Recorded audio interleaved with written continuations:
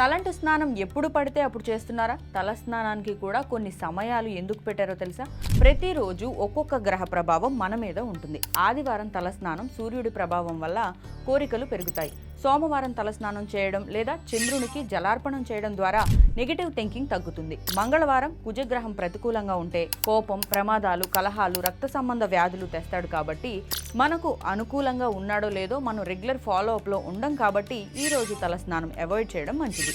బుధవారం తలస్నానం వల్ల బుధగ్రహం వల్ల మాట తీరు బాగా ఉండడం, వ్యాపారంలో లాభం, చదువులో ప్రతిభ ఇవన్నీ ఇచ్చే మంచి గ్రహమే కనుక ఈ రోజు కాస్త రిలాక్స్ అవుతూ తలస్నానం చేయొచ్చు.